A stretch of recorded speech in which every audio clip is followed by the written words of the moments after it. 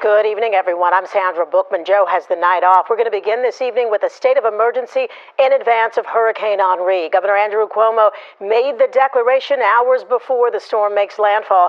Right now, Henri is just east of targeting extreme eastern Long Island. If anything, this track has been nudged a little bit off to the east, and this makes landfall probably around midday tomorrow as either a strong tropical storm or a minimal hurricane. The impact has been